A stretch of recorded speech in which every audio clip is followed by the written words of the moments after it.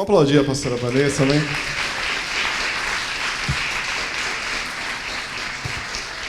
Você pode erguer suas mãos aqui para a pastora. Deus, mais uma vez a gente agradece por tudo que o Senhor está fazendo aqui nessa manhã. E agora, Senhor, nós queremos acalmar os nossos corações mais uma vez, para ouvir a Tua voz através da Tua palavra, Senhor.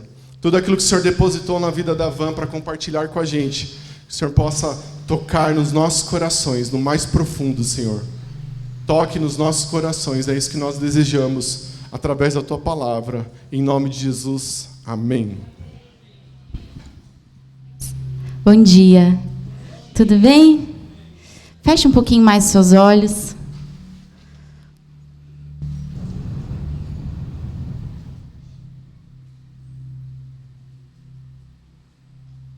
Tua presença, Senhor. É só dela que nós precisamos, Jesus.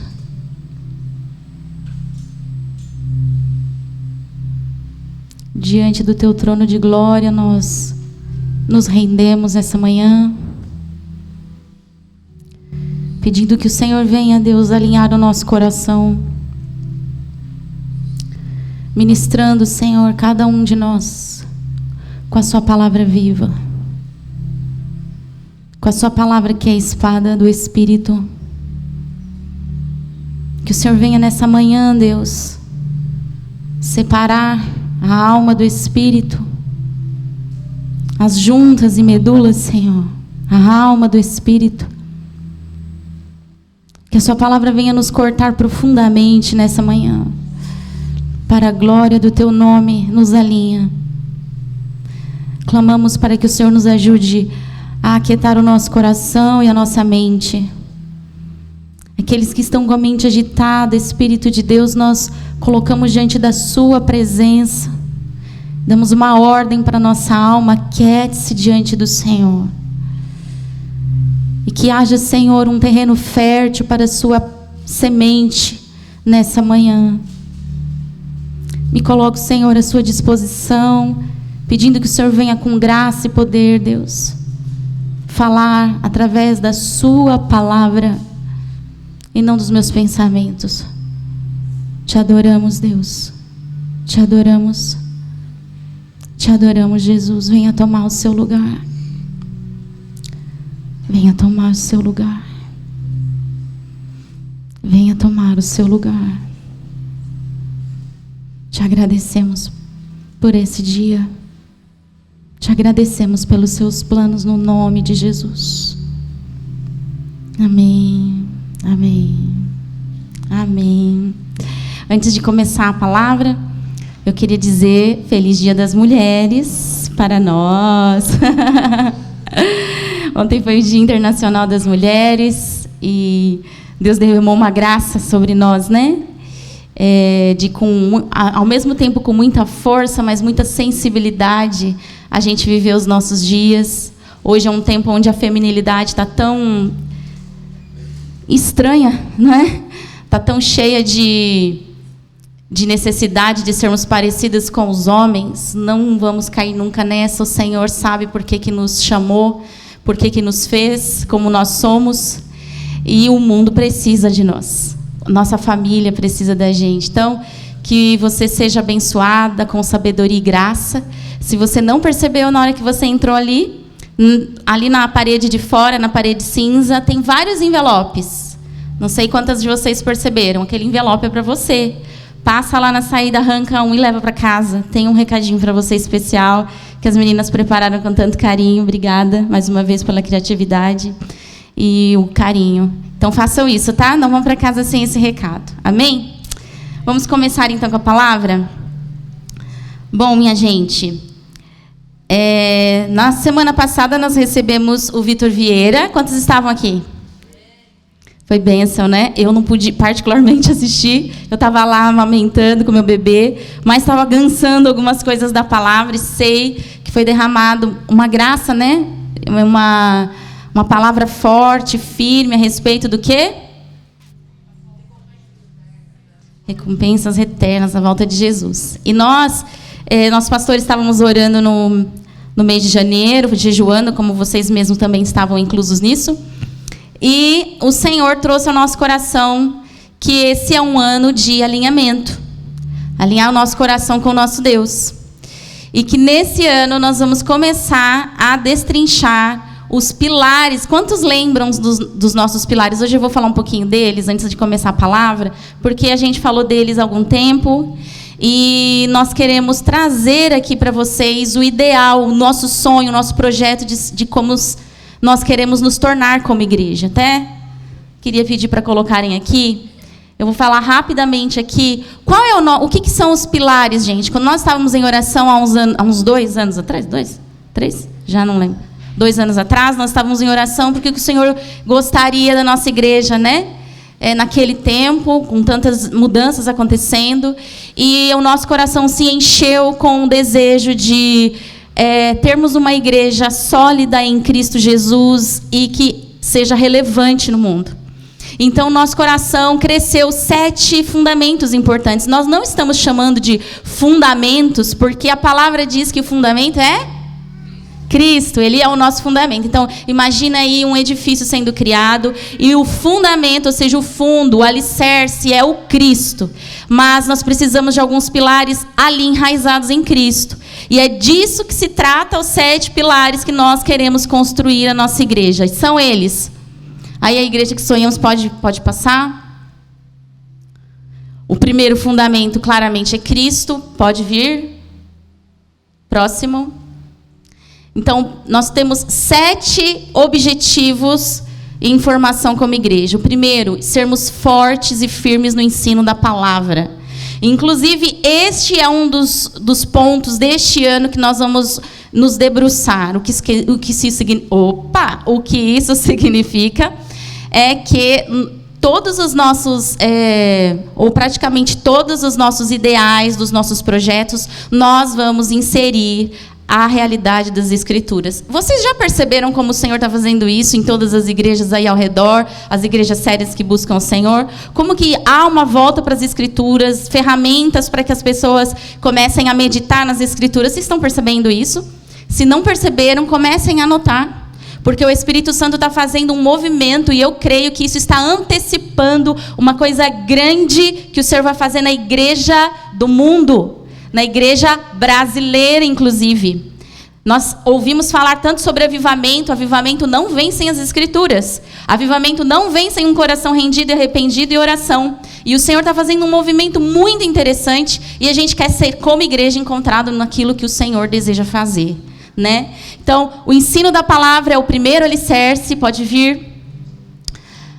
O segundo, comunhão, não está em ordem de importância, tá? O segundo é comunhão. A gente quer ser uma igreja forte em comunhão, em unidade, em vínculo, em força uns com os outros, porque isso as Escrituras nos dizem. Pode passar.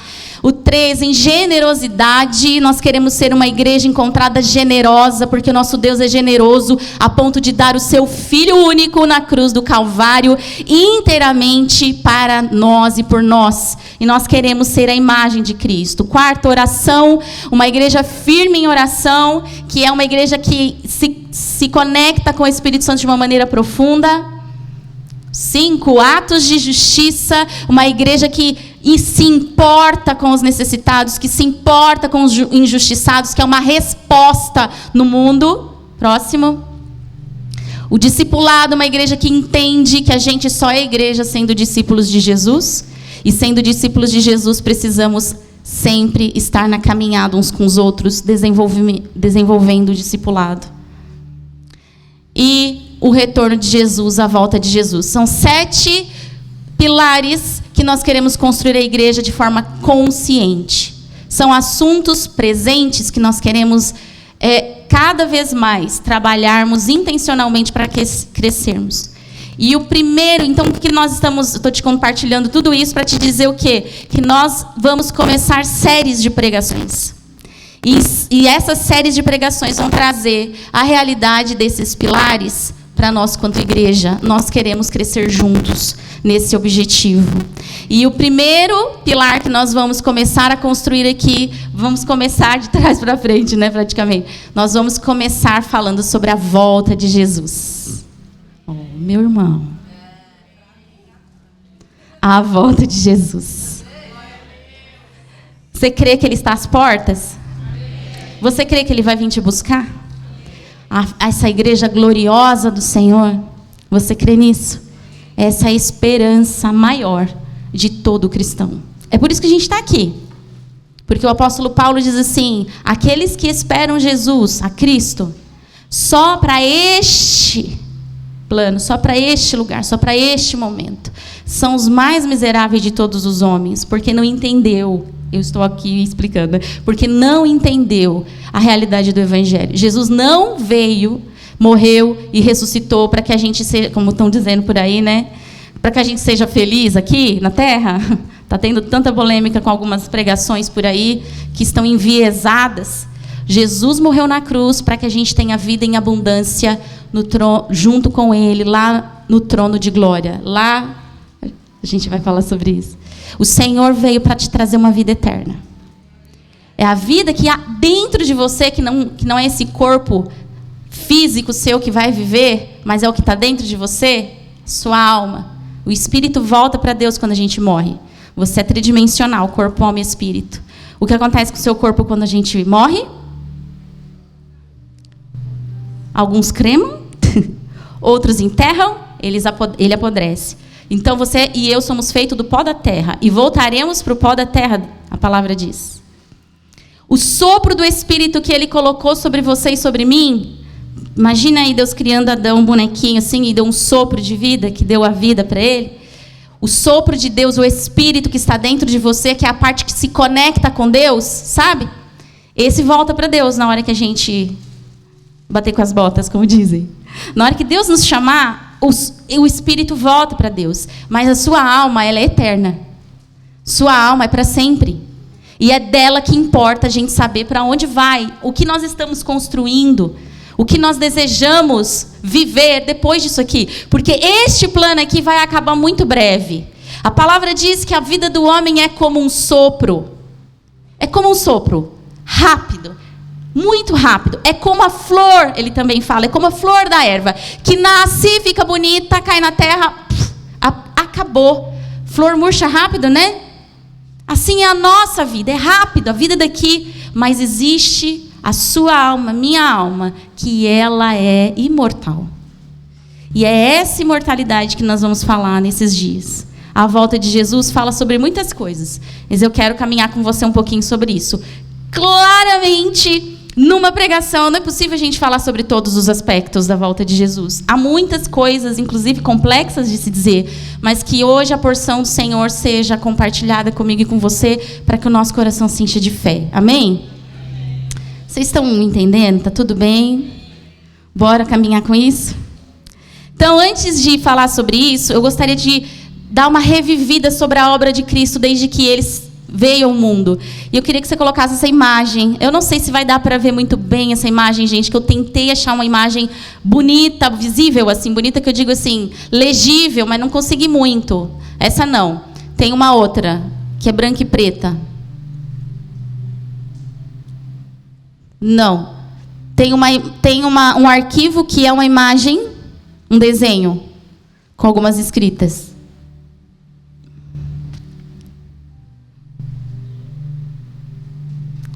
Enquanto eles estão achando lá, o que eu gostaria de dizer para você é o seguinte: quando Jesus veio pela primeira vez, porque são duas vindas de Jesus na Terra, uma já aconteceu, certo? Que é aquela que a gente fala que Jesus veio, que veio pela barriga de Maria, e todo aquele evento que a gente costuma dizer, né? Ali, ó. Tá ruim, né, gente? Mas com a glória de Deus nós veremos. Então, o plano de Deus... Deixa eu chegar mais perto. O plano de Deus em relação a nós e a pessoa de Cristo eu vou ali me manifestar a eles, ficar no lugar deles, porque eles pecaram e agora estão afastados de mim, certo? Então, Deus cria um plano eterno a partir dele, da pessoa do Cristo. Nós estamos falando da Trindade, da pessoa do Cristo, em alguns eventos importantes para nós. E aqui tem um resumo desses eventos. Então, a gente vai sempre dizer que a obra de Jesus, ela vem com um período de humilhação e um período de exaltação. E essa obra ainda não se concluiu. Ela iniciou e foi até um ponto. E ela está no caminho. Então, vamos passar aqui com você.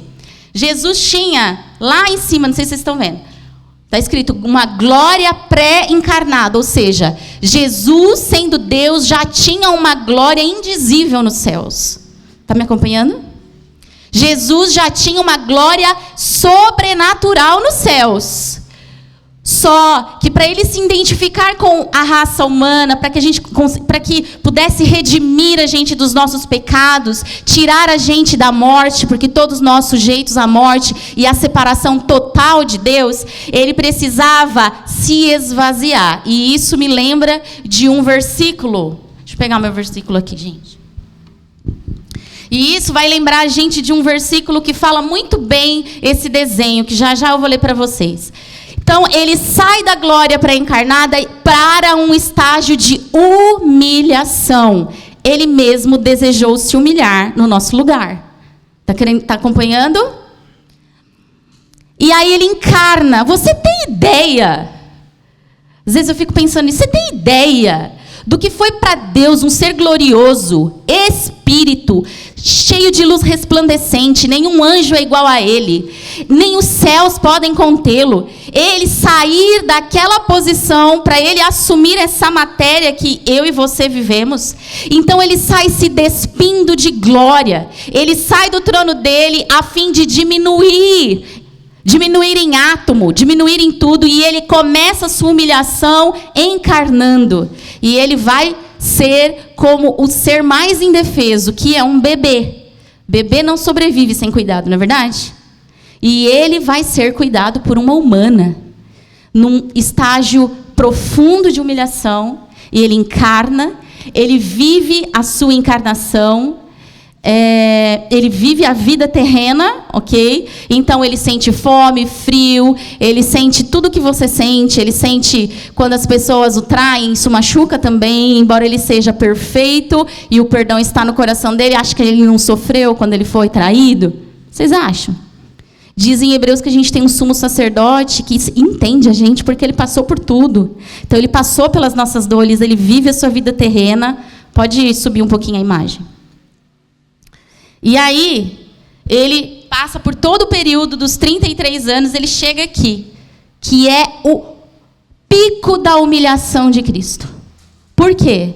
Porque além da morte óbvia em nosso lugar, a crucificação, que era a pior morte, era a morte que somente as pessoas mais terríveis em Roma poderiam viver aquele tipo de morte. Então, fora a dor excruciante que era, fora a humilhação dele morrer ali despido, né? Hoje em dia, estar despido parece que é normal, mas sempre foi tão humilhante você ser despido, você ser exposto, longe dos amigos e de todo mundo, e a crucificação é o máximo, é o pico de toda humilhação também, porque aqui ele atinge o alvo da condenação minha e sua.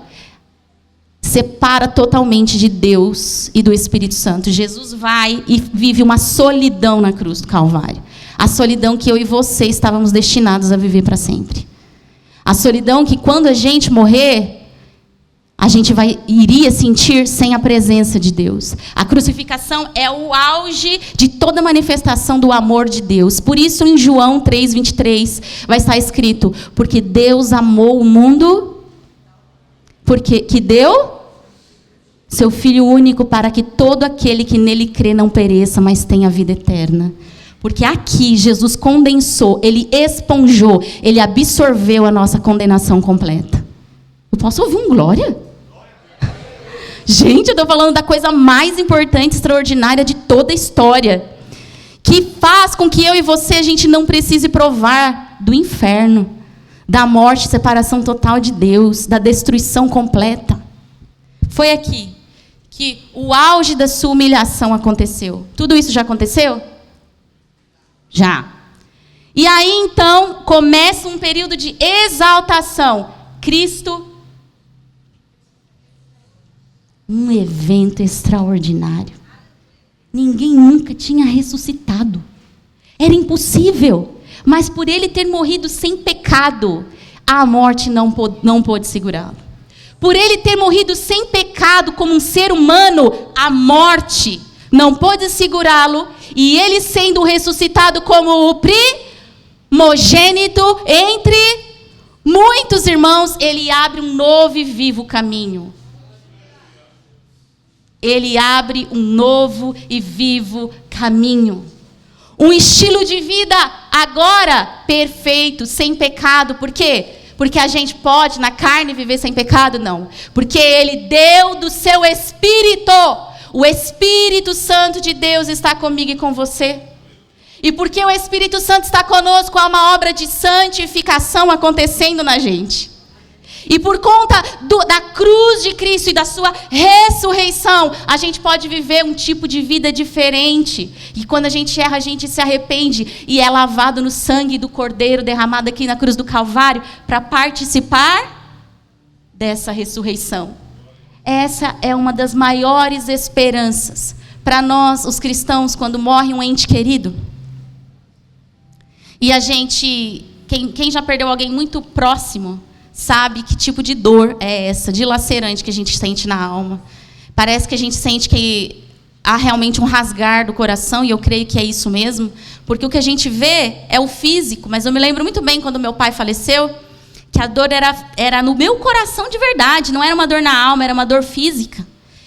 E isso representa muitas vezes a interligação que a gente tem de alma, de espírito. Mas, como cristãos, nós temos uma viva esperança de que um dia nos encontraremos. Por quê? Porque não há mais morte que segure aqueles que creem em Cristo Jesus, o nosso Senhor. Ou seja, se você crê em Cristo Jesus e o tem como seu Senhor, se você vive uma vida entregue nas mãos do Senhor, eu e você provaremos da morte física, mas nós não provaremos da morte espiritual. Nós passaremos de um estado de vida que acaba, que é falível, para um estado de vida perfeito. E isso foi conquistado na cruz do Calvário, porque ele decidiu se humilhar e ressurgir no terceiro dia. Ele não só ressurgiu, ele ficou 40 dias entre nós, mas ele ascendeu. Não é acendeu de fósforo, não. É subiu. Ele subiu ao céu. Oh, meu Deus. E a sua exaltação começa em sua ressurreição. E hoje ele está sentado à direita de Deus. E ele é o nosso maior representante, o único e completo representante, como sumo sacerdote.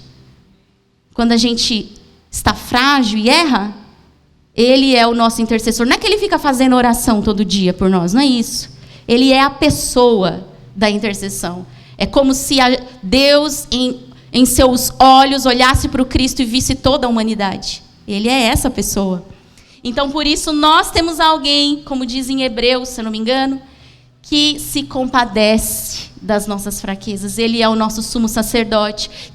Por que sumo sacerdote? Porque se ofereceu como oferta o seu próprio corpo, rasgado, moído, torturado, dilacerado, para que nós tenhamos vida em abundância. Amém? Qual é o próximo passo? Desce um pouquinho aqui. Isso. Qual é o próximo passo? Então, a exaltação de Deus ainda está em processo. Ela vai acontecer. A segunda vinda de Deus vai possibilitar uma nova estação da exaltação de Cristo e da sua igreja. E aí chega o reino futuro. E todo esse cenário me lembra Filipenses, no capítulo 2, no versículo 9. Agora que você viu esse quadro, que a gente relembrou, diz assim, ó. Opa, deixa eu aumentar aqui. tende em vós mesmos o mesmo sentimento que também houve em Cristo. Pois ele subsistindo, ou seja, ele estava existindo no céu em forma de Deus, ali na glória pré-encarnada. Ele não julgou como usurpação o ser igual a Deus, ou seja, mesmo ele descendo com a glória que ele havia lá, ele não quis se reter a esse tipo de glória, mas ele antes se esvaziou a si mesmo, assumindo a forma de servo, como eu e você. Tornando-se em semelhança de homens e reconhecendo em figura humana, a si mesmo se humilhou. Ninguém humilhou Jesus. Ele se humilhou. Ninguém matou Jesus. Ele derramou sua alma na morte. Ele quis morrer por você e por mim. Ele quis, ele não foi assassinado. Ele ama você e ele se derramou na morte para que nós provássemos da vida que ele tem hoje. É sobre isso que nós vamos falar já já. A si mesmo se humilhou, tornando-se obediente até a morte, e morte de cruz. E aqui diz, tornando-se obediente, porque todo homem é rebelde e desobediente.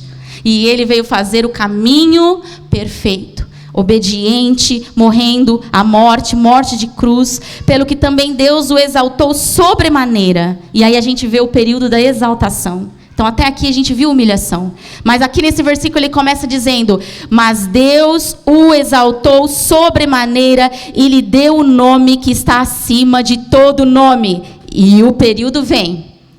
Para que o nome de Jesus se dobre todos os joelhos nos céus, na terra e debaixo da terra. E toda língua confesse que Jesus Cristo é o Senhor, para a glória de Deus o Pai. E quando Cristo sai na glória pré-encarnada, ele tinha uma glória estonteante. Mas quando ele volta... quando ele volta, ele tem uma glória ainda maior. E sabe qual é a boa notícia? O Senhor inaugurou uma vida para mim e para você, para termos o como ele é, nós seremos. Você tem ideia de que o ser que existe dentro de você, a sua alma, essa parte que não morre, ela é destinada para ser maior do que os anjos? Maior, não estou falando de tamanho, mas estou falando em glória. Para viver um tipo de vida que ninguém até hoje viveu a não ser o Cristo. Por isso, o primogênito entre muitos irmãos. E aí, nós começamos a ver um tipo de vida que nós vamos ter, que até Satanás inveja, porque nem Lúcifer, que era o anjo, que maior glória no céu, cheio de brilho, de pompa, e tudo que ele tinha, ele não alcançou esse lugar. Ele jamais vai alcançar. Esse é o destino para aqueles que creem em Cristo Jesus, e o têm como seu Senhor e governador. E é sobre essa parte da segunda vinda que eu quero falar, porque a segunda vinda, ela condensa muitos eventos. Então você com certeza já ouviu falar dos sinais. Já ouviu falar? Lá em Mateus 24 você vai ouvir dos sinais, Jesus falando o que vai acontecer antes dele vir. E aí vai ter rumores de guerras, e vai ter fome, e vai ter doença, vai ter muitas coisas. Você vai ver em Mateus, você vai ver em Apocalipse, você vai ver em vários lugares os sinais que antecedem a segunda vinda. E aí, quando chegar o tempo onde Jesus vai descer em glória, e aqui eu quero pedir, abra por favor aí a sua Bíblia. Ixi.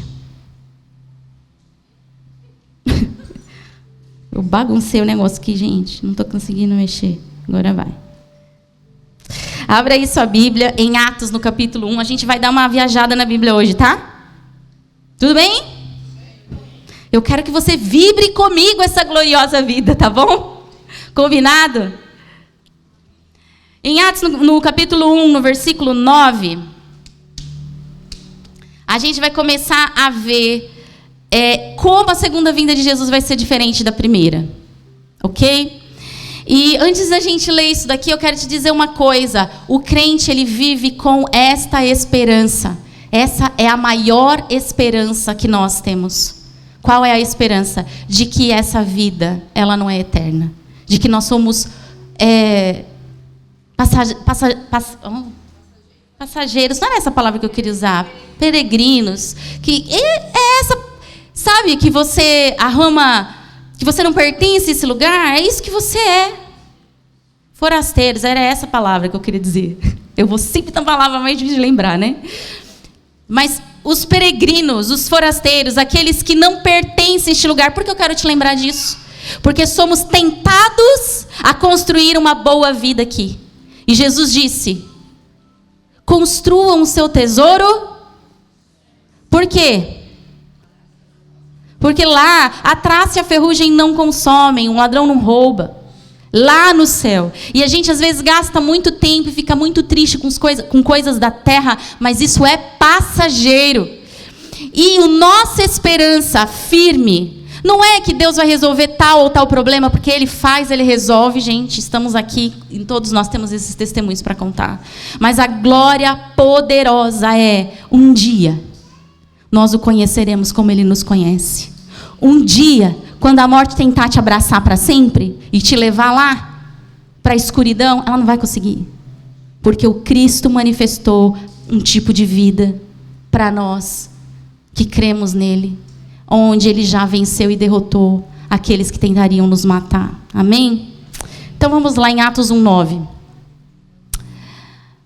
Jesus, para vocês falarem, depois de ter dito isso, ou seja, Jesus estava instruindo os discípulos sobre como viver a partir daquele momento. Jesus já tinha sido glorificado, já tinha passado 40 dias com seus discípulos, e ali ele estava tendo a conversa final. Então, depois de ter dito isso, foi...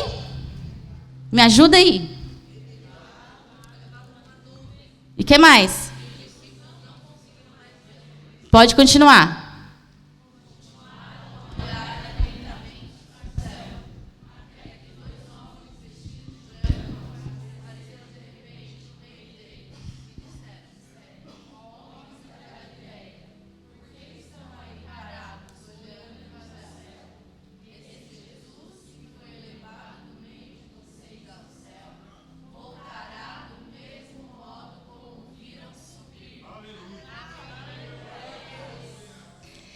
Quando ele veio a primeira vez, ele veio, no silêncio, revelando para poucos, num estado de humilhação como um ser humano, pequeno, frágil. Mas quando ele voltar, revestido em glória, essa nuvem não é de chuva, não.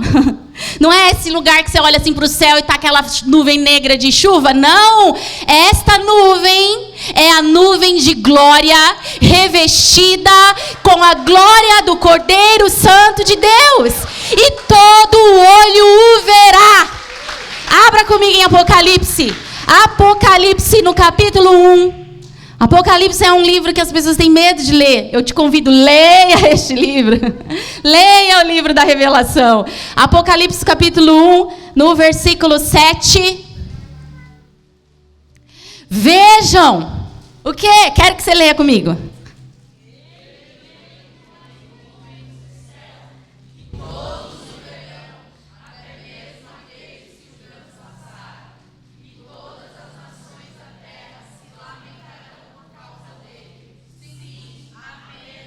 Você tem ideia de que todo olho verá? Você imagina agora comigo. Porque um dos maiores eventos é a tal do eclipse, né? Que o pessoal que quer ficar olhando a lua. Nossa, essa noite vai ter um eclipse, uma em 50 anos. Eu vou ver a olho nu. A lua ali, se desaparecendo. E todo mundo fica olhando para o céu. Agora você imagina o dono do céu. O dono do mundo. Aquele revestido em poder e em glória. E diz a palavra que ele vem como um relâmpago do Oriente até o Ocidente. A sua passagem será brilhante e notória no mais alto céu. E não vai existir olho que queira disfarçar que não viu. Porque a sua glória será tão abundante que todo mundo, inclusive aqueles que já morreram, que transpassaram a Cristo. Que transpassaram é uma referência de quando ele estava na cruz. E alguém como uma lança entrou aqui no seu lado. E até mesmo aqueles que o transpassaram verão. Verão. E a referência aqui que eu me lembro é: todo joelho se dobrará. E toda língua confessará que Cristo Jesus é o Senhor. É o seu Deus que inaugura um tipo de vida para mim e para você. Ele é. Não mais agora representado como o Cordeiro de Deus, que o Cordeiro é aquela imagem frágil, que a gente também vai ver em Apocalipse. O Cordeiro imolado, aquele que morreu, porque importava que ele viesse humilhado, mas agora exaltado como leão da tribo de Judá.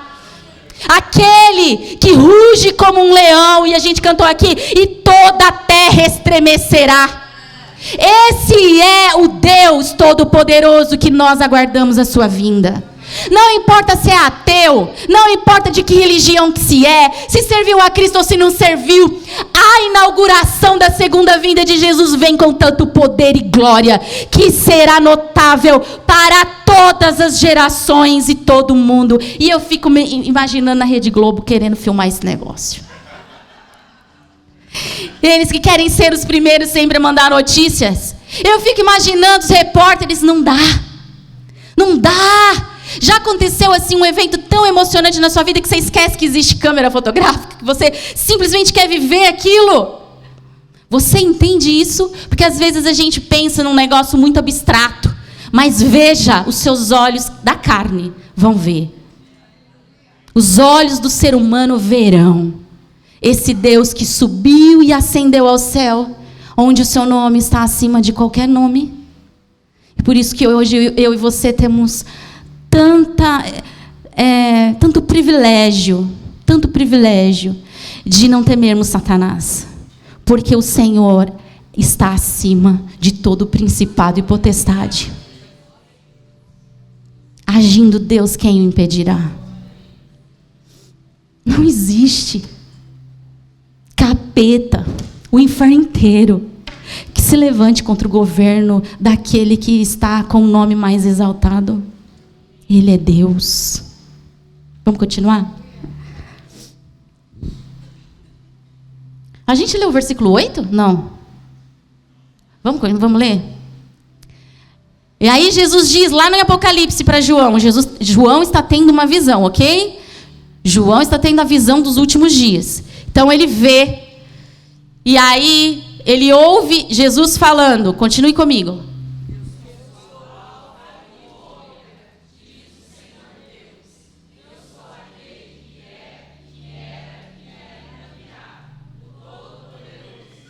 Glória a Deus.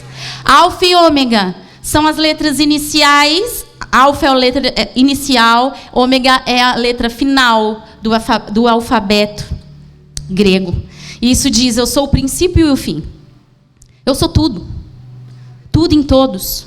E eu vou vir aquele que era, que é, que era e que há de vir. Eu sempre existi, diz o Senhor. E eu sempre vou existir. E eu voltarei como Deus Todo-Poderoso. E sabe por que tudo isso? Por amor a mim e a você. O Senhor é esse Deus. Sua imagem intercessória nos céus nos lembra o amor de Deus por nós, imparável, resgatador, transformador. Está acompanhando até aqui? Não tem como eu dizer, então, sobre a vinda de Jesus numa só estação, porque ela comporta muitos eventos, como eu já disse. Então, ela vai comportar essa vinda gloriosa, onde todo olho verá. Ela vai comportar guerras espirituais e físicas. Ela vai comportar muitas outras coisas que acontecerão. Mas hoje, eu quero me ater só a uma delas, tá bom? Tenha paciência aí comigo, tá bom? Então, eu só queria concluir aqui. A primeira vinda ela foi discreta e humilde, mas a segunda vinda será visível e cheia de glória. E ele virá num corpo glorificado. Jesus já está no corpo glorificado, ok? Nós precisamos entender essa realidade, porque quando ele ressuscita, o que acontece? Quando ele ressuscita, ele já não está mais com aquele corpo que ele viveu durante 33 anos. Ele ressuscita num corpo novo, ok? Vamos abrir lá em Lucas, no capítulo 24, no versículo 36.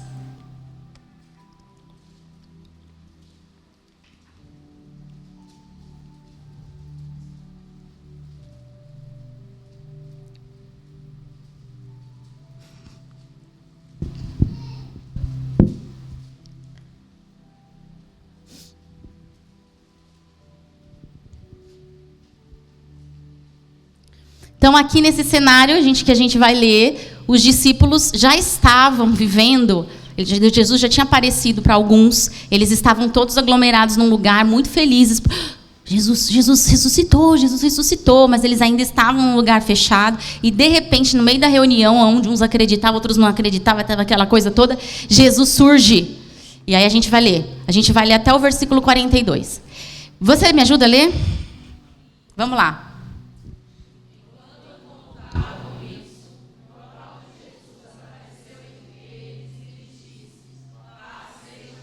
Aqui ele já está glorificado, ele já tinha ressuscitado.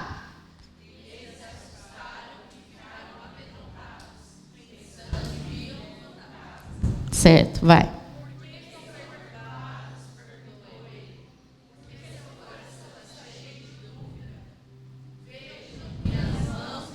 Por que as mãos e os pés? Porque na cruz do Calvário foi onde entraram os cravos.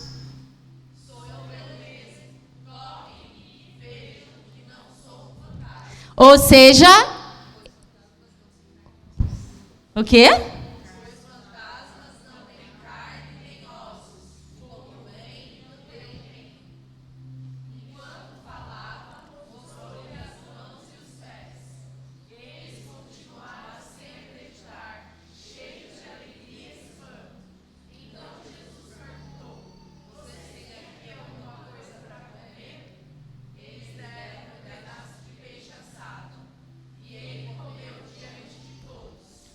Que coisa mais maluca.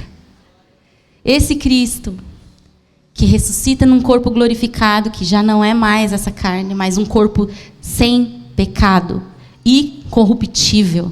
Um corpo que o pecado não segura mais, um corpo que não envelhece, um corpo que não adoece. E era um corpo físico, e as pessoas estavam, meu Deus, o que está aqui? É um fantasma, não é? Não, sou um corpo, estou de corpo aqui mesmo. Me dá um peixinho aí, vou provar para vocês.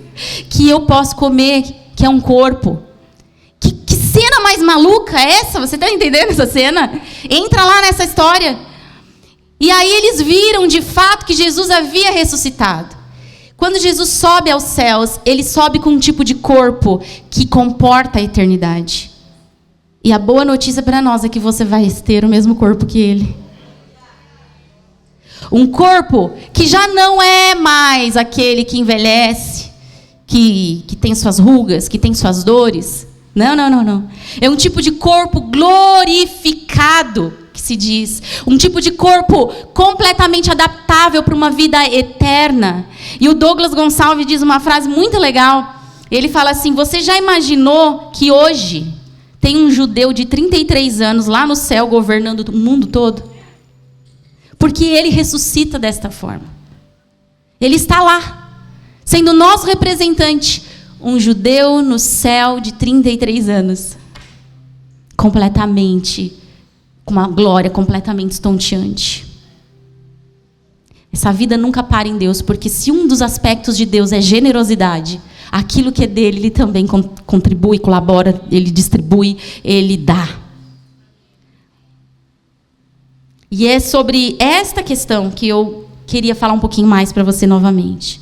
Então, Jesus assumiu um único lugar de honra no céu, sendo representante da humanidade dentro da vida divina. Hoje ele está lá, como ainda aquela referência de homem e Deus. Se aqui ele era homem e Deus, lá ele é Deus como homem também. E isso é uma realidade imutável. E isso não pode fugir dos nossos olhos. Sabe por quê? Porque se escapar dos nossos olhos, a gente vai começar a viver um tipo de vida muito distante do tipo de vida que ele inaugurou. A gente vai viver um tipo de vida onde a gente vai querer se bastar para este lugar aqui. E entramos, como cristãos, eu digo, já que estamos todos em casa, né? Nós não temos visitantes, todos estamos aqui juntos. Entraremos num tipo de vida como a famosa teologia da prosperidade, de que você vai ser feliz, de que você vai ter tudo, porque nessa vida. Isso não existe. Você vai ter um corpo glorificado e será a semelhança de Cristo na eternidade.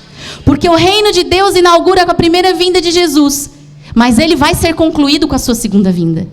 E é na conclusão da segunda vinda que aquilo que você e eu não provamos aqui ainda, mas temos promessas. Como nós cantamos aqui, Ele prometeu. Ele vai cumprir. E vai ser para sempre. E aí, nenhum olho mais vai chorar. Não vai ter mais tristeza, morte, ou dor, ou lamento. Porque já as primeiras coisas passaram. Esse é o seu destino. Esse é o meu destino em Deus. E a grande notícia é: nós ressuscitaremos no Senhor. E para falar sobre essa ressurreição, abre aí, Filipenses no capítulo 3, no versículo 20 e 21.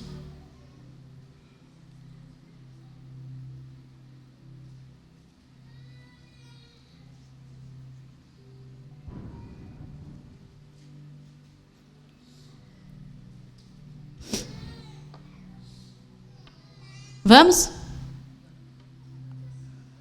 Vamos ler? Nossa cidadania, no entanto, vem do céu.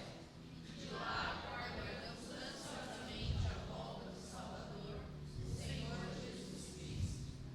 Ele tomará nosso frágil corpo mortal e o transformará num corpo glorioso como o dele, usando o mesmo poder com o qual submeterá todas as coisas ao seu domínio. E diz a palavra que toda a criação aguarda com expectativa a manifestação dos filhos de Deus. Toda a criação, porque a criação sofrerá um impacto tão grande com a transformação dos filhos de Deus, que ela também será transformada. Mas isso é um assunto para um outro momento. O mundo também será transformado. Será tão impactante. Ou seja, esse corpo, Ju, que foi um dia para a UTI, assim como o meu, e a gente viveu aquilo, experienciou aquelas coisas mais malucas, esse corpo que fica com sequelas, esse corpo que envelhece, que dói, será eliminado de uma vez por todas, para que nasça um corpo glorioso. Um corpo onde toda a criação, inclusive os anjos, esperam pela manifestação da gente. Nesse corpo glorificado. Ah, como vale a pena crer em Cristo Jesus, nosso Senhor. Como as nossas tribulações são leves e momentâneas quando a gente pensa na glória muito excelente que nós um dia viveremos em Cristo Jesus, o Senhor. E aí começa a valer a pena, não é? E aí a gente começa a tirar os olhos daqui da terra e colocá-las nos céus, porque alguns problemas seus que não se resolvem, na verdade, eu creio nisso profundamente, está nos afinando para esse grande dia. Para o encontro com o Cordeiro, como um leão, e com aquilo que é indizível. Indizível. Agora, creio que seja o último texto que a gente vai ler. 1 Coríntios, no capítulo 15. E eu gostaria de verdade que você saísse daqui hoje, você lesse o capítulo inteiro 15 de 1 Coríntios, tá bom? Ele é enorme. Ele é enorme. E ele é profundamente esclarecedor sobre a ressurreição. Ele vai falar sobre a ressurreição de Cristo, ele vai falar sobre a sua ressurreição, ele vai falar sobre o corpo glorioso que nós teremos. Hoje eu vou me ater a alguns poucos versículos, não dá para ler tudo, mas ele responde muitas perguntas que nós temos hoje. Esse texto responde muitas das nossas perguntas. E fizeram uma vez uma pergunta muito inteligente, e eu quero até dizer aqui. A pergunta era: será que se Cristo não tivesse ressuscitado, seguiríamos a Cristo? Seguiríamos da mesma forma? O que vocês acham? Por quê? Hã?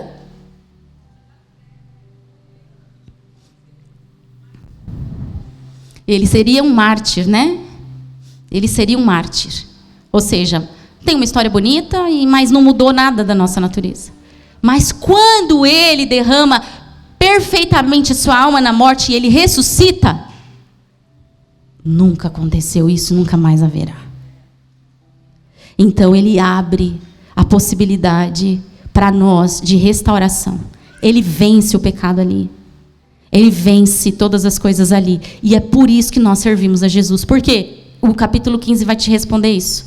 Quando você lê nos versículos anteriores, você vai ler? Você vai ler? Posso confiar que você vai ler na sua casa? E ele vai responder esse tipo de pergunta.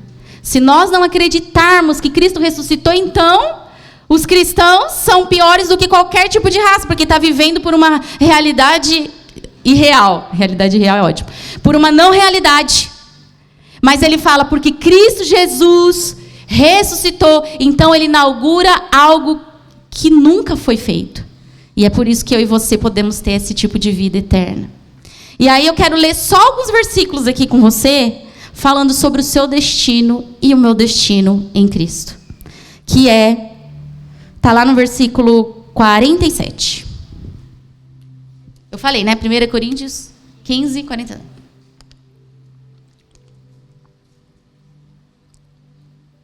O primeiro homem foi feito do pó da terra. Quem foi o primeiro homem? Ele foi feito do pó da terra? Está escrito na Bíblia, certo? Enquanto o segundo homem veio... Quem é o segundo homem? Jesus. Os que são da terra são como o homem terreno. Aqueles que são da terra são como Adão. Mas os que são do céu... Você veio de onde? Nossa pátria não é essa. Nossa pátria é o céu. Céu. Você está onde? Não, no versículo que eu quis dizer. Você está onde nesse versículo? Deixa eu me explicar, né? Onde você está nesse versículo? Você está na parte A ou na parte B? Porque nós viemos e para lá estaremos. Glória a Deus, pode continuar. Da mesma forma que agora somos como um homem terreno, porque temos um corpo humano, óbvio, algum dia seremos como quem? O homem celestial. Não um homem celestial. No que isso muda? Quem é o homem celestial? Você e eu seremos como Jesus. Estou dizendo, irmãos, que nosso corpo físico não pode herdar o reino de Deus. Obviamente, esse corpo não entra em glória porque, enfim, não aguentaria. Este corpo mortal não pode herdar aquilo que durará para sempre. Mas eu lhes revelarei um segredo maravilhoso. Quem gosta de saber as últimas notícias? Nem todos... Isso aqui não é o sono da sua soneca, que faz tempo que eu não durmo. Aquele soninho lá que eu estou atrás. Não. Nem todos morreremos. É isso que o apóstolo Paulo quer dizer. Nem todos morreremos, mas todos seremos.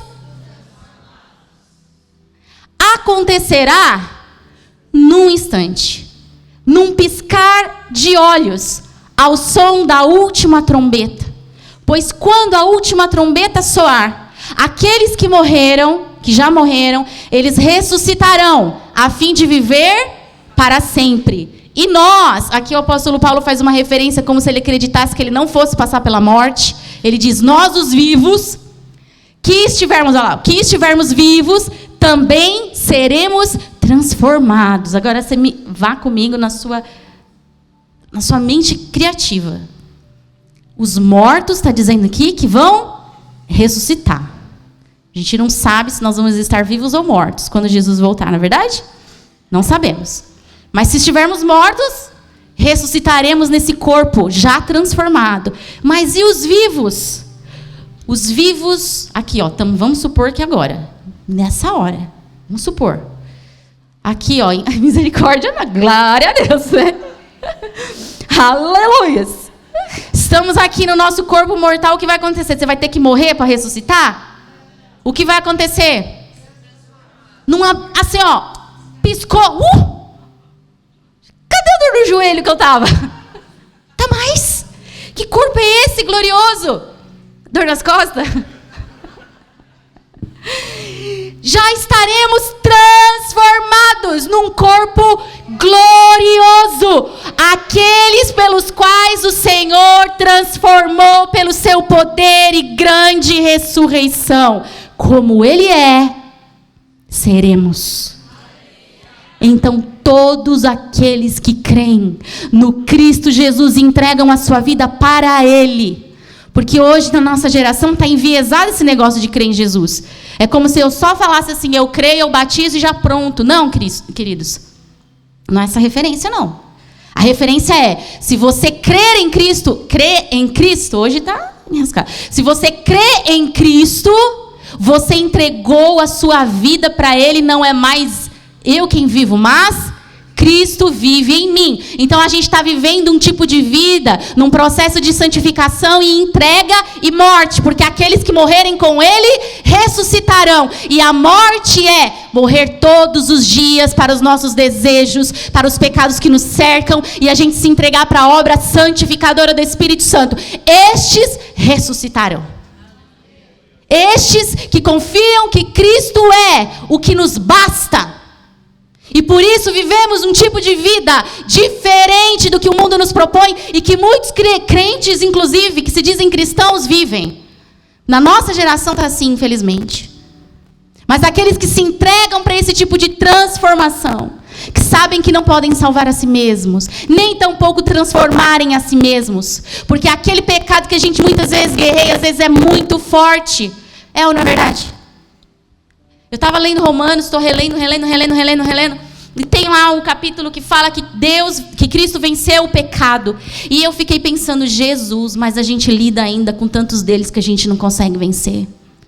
E aí as respostas vêm nos versículos sucessivos, pelo qual nós vivemos com a presença do Espírito Santo, que vai nos transformando à medida que nos entregamos. Então, se você está lidando com um pecado aí que você não consegue se livrar, isso está te trazendo culpa e tormento, eu quero te dizer uma coisa: creia que Cristo Jesus é quem Ele diz que Ele é. E se renda e entregue para Ele o domínio da sua vida e peça para Ele reinar sobre essa área que não está sendo purificada sobre a sua vida. E diga: Senhor, eu não estou conseguindo. O Senhor sabe o quão impostor ou impostora eu sou. O quão é difícil, Senhor, o quanto eu tento fazer o bem. O apóstolo Paulo disse, e o bem que eu quero fazer, esse eu não consigo fazer, esse eu não faço. Mas o mal que eu não quero, esse faço. Então, quem está atuando aqui é o pecado. Miserável homem que sou, quem me salvará do corpo da morte? E o apóstolo Paulo responde, a resposta está em Cristo Jesus, o nosso Senhor. Porque Cristo já venceu o pecado. E se nós seguirmos Ele, o Espírito Santo fará a mesma coisa conosco. E ressuscitaremos ao soar com a última trombeta. E seremos transformados se ainda estivermos vivos. E viveremos um tipo de vida diante do Deus agora inseparáveis. Inseparáveis de Deus. Porque o maior impacto que aconteceu em Gênesis, quando o homem caiu, foi que o homem caiu de Deus. A gente fala o homem caiu e a gente pensa na queda do pecado, né? Caiu. Até hoje se usa essa expressão. Ih, o fulano ali caiu em pecado. Mas a grande realidade é, caiu de Deus. Nós morávamos nele e caímos de Deus na representação de Adão. Mas com o Cristo, nunca mais essa separação atuará entre nós.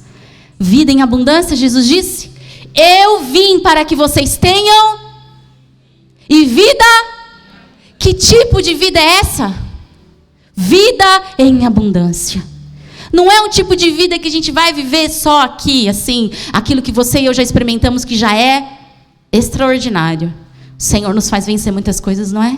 Já não é extraordinário caminhar com Ele, a gente vê a bondade dEle, nos visitando nos lugares mais inapropriados, resolvendo conflitos mais difíceis de serem resolvidos, tirando a gente da morte, tirando a gente de relacionamentos abusivos, fazendo tantas coisas. Oh, glória, o Senhor é maravilhoso, mas a vida do Senhor em nossa vida é mais do que isso, é vida e vida em abundância. Opa, em abundância.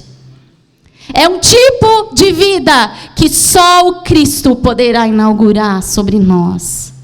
Inclusive, quando nós morrermos, aqueles que já dormem, como diz ali, estão com o Senhor. Estão com o Senhor.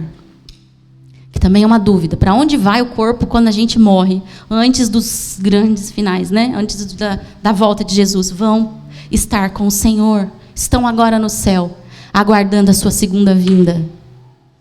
Por que a gente conclui isso? Lá, Jesus na cruz do Calvário com os 2 ladrões na cruz. E aí Jesus diz o quê? Ainda hoje você estará comigo no paraíso. Você tem ideia que a morte não tem poder mais sobre você e sobre mim? Que nós não vamos descer para o inferno? Que Satanás não tem poder sobre a nossa vida? Vamos continuar lendo. Meu Deus, já está essa hora, mas vamos terminar aqui rapidinho. Eu li esse, não. Então, quando o nosso corpo mortal tiver sido transformado em corpo imortal, se cumprirá a passagem das Escrituras que diz: a morte foi engolida. Preciso ler isso de novo. A morte foi engolida na vitória. Ó morte, onde está a sua vitória? Ó morte, onde está o seu aguilhão? E o apóstolo Paulo usa essa referência como se fosse a morte um escorpião peçonhento, né? Todo escorpião é peçonhento, né? E como se Jesus tivesse tirado dele o ferrão que a morte exercia sobre o ser humano e a humanidade. Não tem mais, é invalidado. A morte não vai mais matar. A morte não vai mais. Isso está concluído hoje? Na nossa era? Não, porque a gente vai morrer. Mas é uma morte física. Apenas. A morte da sua alma, essa não vai acontecer. Se você e eu estivermos em Cristo Jesus, o nosso Senhor, nós veremos a morte sendo engolida pela vitória do leão da tribo de Judá. O pecado é o aguilhão da morte. Por que Jesus foi lá e arrancou o ferrão da morte? Porque o pecado, ele já venceu. E não terá mais pecado. O pecado é o aguilhão da morte que nos fere. Diz a palavra que diz que o pagamento do pecado é a morte. E a lei é o que torna o pecado mais forte. Mas, graças a Deus, que nos dá a vitória sobre o pecado e sobre a morte, por meio de nosso Senhor Jesus Cristo. E concluímos. Portanto, meus amados irmãos, aqui fica um conselho de Paulo para nós. Sejam fortes. Sejam firmes. Não desistam. Está passando um perrengue. Teve um problema com o irmão do lado. Está querendo desistir. Desistir de ser crente. Desistir da igreja. Não está bom para você. Seja forte e firme. Seja firme e forte. Inabalável em outras traduções. Se está difícil, alguma situação que você e eu estamos passando na nossa vida pessoal, seja inabalável, conserve a sua fé. Trabalhem sempre para o Senhor com entusiasmo. Não pare de trabalhar, não. Não pare. E nós aqui não estamos falando só em relação a... Vem aqui... Gente, você é um agente dos céus, o reino de Deus está tomando crescimento através de você e de mim. Não podemos parar. Não podemos parar ainda com as desilusões e decepções. Sejam fortes e firmes, inabaláveis. Continuem trabalhando para o Senhor com entusiasmo. E olha de onde vem essa frase do apóstolo Paulo. Aquele que foi traído, que foi espancado, que viveu um naufrágio, que quase morreu picado por uma víbora. E aqui vem um currículo terrível. Mas este homem está dizendo... Trabalhem sempre para o Senhor. Para quem que você trabalha?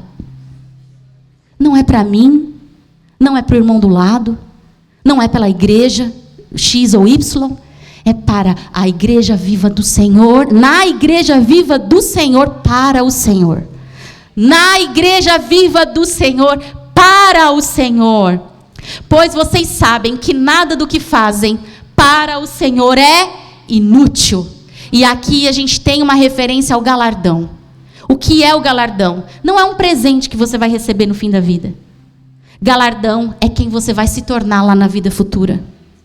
Porque lá em 1 Coríntios, no capítulo 15, que com a esperança que eu tenho no Senhor, você vai ler, está escrito que nem todos ressuscitarão com o mesmo tipo de glória.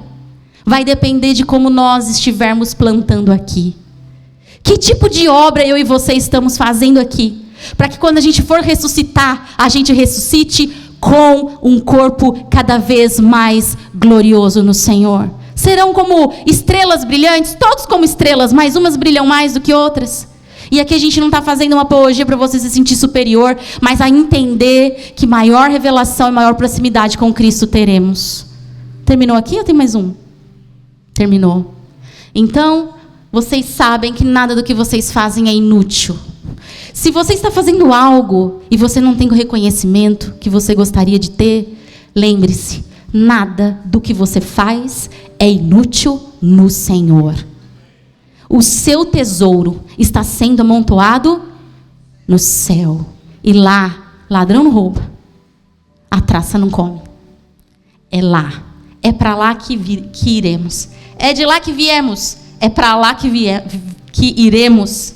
E é sobre lá que falaremos, que viveremos, que nos inspiraremos, porque o Cristo está lá. O tipo de vida, então, que o Senhor tem para nós é para vivermos uma vida gloriosa com Ele, nesse corpo glorioso. Não morreremos mais, receberemos a recompensa pelo nosso trabalho, e sobre todas as coisas, teremos o vínculo eterno com o nosso Cristo, que jamais morrerá. E aqui terminamos dizendo Maranata. O Apocalipse termina com essa frase, hoje está traduzida como ora vem. É isso que significa Maranata. Maranata. E a igreja diz, ora vem, Senhor Jesus. Ora vem. Você pode se levantar. Aguardamos a sua vinda, Jesus. Desejamos a sua vinda. Trazendo sobre nós um sentido de vida que é tão difícil visualizarmos quando não pensamos intencionalmente, mas quando nos deparamos com a realidade revelada das Escrituras. O nosso espírito, como cantamos aqui, que o Senhor plantou dentro de nós, vibra, desejando esse bom encontro. Nós esperamos pelo Senhor Jesus. Maranata. Que o Senhor venha nos encontrar trabalhando, entregando, morrendo para o Senhor e vivendo em alegria plena. Porque, Senhor, não se tratam de pessoas para que nós fazemos. O Senhor é o nosso Deus. É para Ti que olhamos. É no Senhor que vivemos. Dá-nos essa consciência. Abra o nosso coração e o nosso espírito. Nos tira, Senhor, de uma vida que nos engole todos os dias, com mentiras, enganos, e nos coloca, Senhor, de novo, com os olhos fixos no céu. Porque um dia Te conheceremos como o Senhor nos conhece. E um dia todo o céu vai parar para essa obra do Senhor gloriosa ser concluída. Nós aguardamos a manifestação do Seu reino, a Sua segunda vinda. Ora vem, Senhor Jesus. Amém, amém. Levante as suas mãos. Eu te abençoo, meu querido, para que a sua vida seja cheia de Deus. Para que os seus olhos não se acomodem nas coisas, riquezas, desejos, prazeres da terra. Mas que a sua alma e o seu espírito lutem bravamente, para buscar as coisas que são celestes, porque o nosso Rei voltará. O nosso Jesus está às portas e Ele vem nos buscar. Obrigada, Jesus. Eu abençoo você, meu irmão. Eu abençoo para que você viva essa semana movido pelo Espírito Santo de Deus e que o seu coração seja cheio da presença gloriosa do Espírito Santo, em nome de Jesus. Amém? Você pode aplaudir ao Senhor?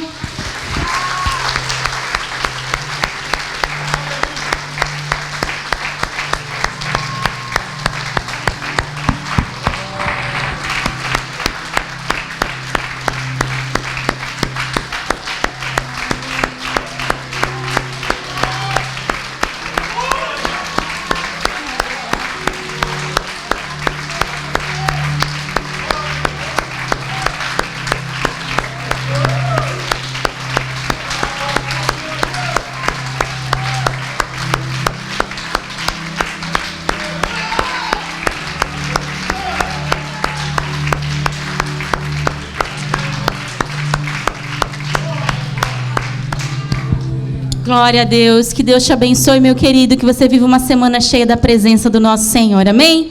Deus te abençoe.